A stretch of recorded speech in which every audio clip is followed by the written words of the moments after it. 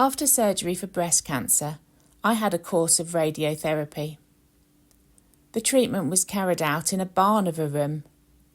A single couch was in the middle of it, and above it there were some strange things that might have come from a Doctor Who set.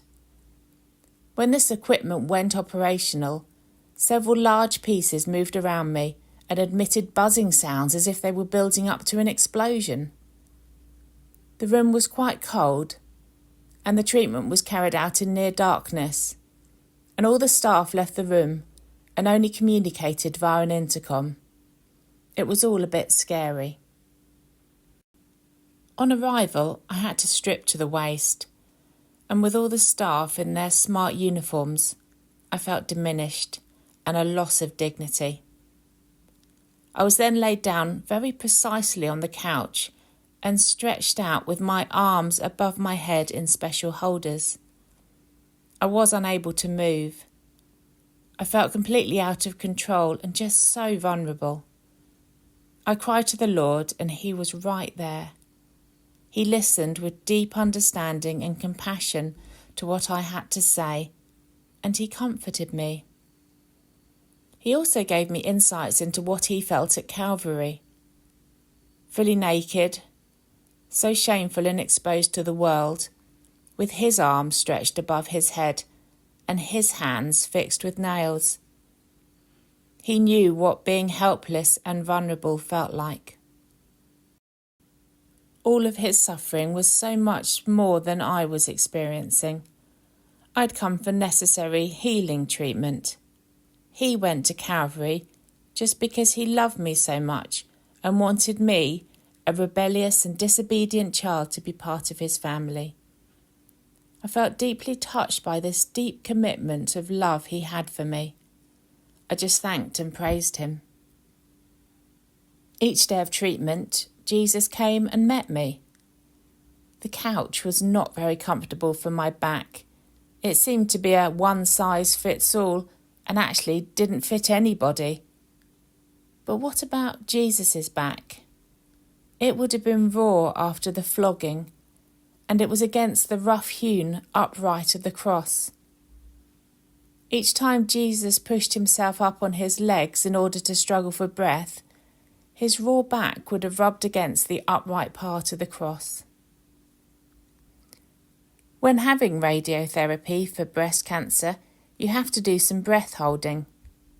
I found it very difficult to hold my breath for as long as they wanted me to, but at least I had regular breaks when I could have a few normal breaths of air.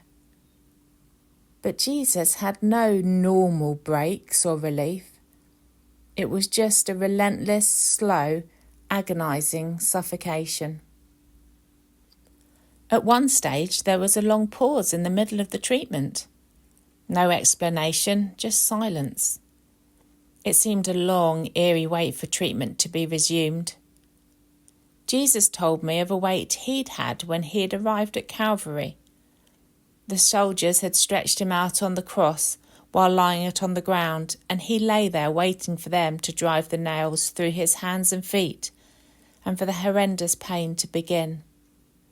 How awful these moments of anticipation and dread were. I was in a relatively comfortable environment with very kind and thoughtful staff.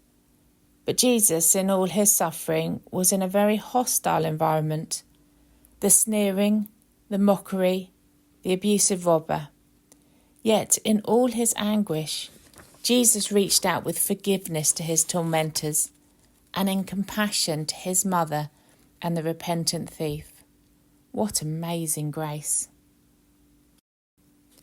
I found my radiotherapy treatment a struggle to start with, and I don't know how I would have got through it without Jesus alongside me. Jesus suffered so much more than me, physically, emotionally, and spiritually, as He went into outer darkness so that we wouldn't have to. Yet all this happened without Father's support. Jesus had to go it alone. As the Lord God and His Christ were torn apart and anguished, no wonder the sun stopped shining and the earth turned cold. At every stage of my treatment, Jesus was there with me, and he listened with deep understanding and compassion. He also graciously revealed something of his experiences at Calvary to me. I felt, although my suffering had been minimal in comparison to the horrors Jesus had endured, that he had graciously drawn me into the fellowship of his sufferings. It was an unexpected and an undeserved privilege. I felt both humbled and greatly enriched by the experience. I found the hardest part of the whole experience was my loss of control over what was going on. It made me feel very vulnerable and uncertain. When Jesus was on the cross, humanly speaking, he had completely lost control. It was then that he had his greatest achievement and won our salvation.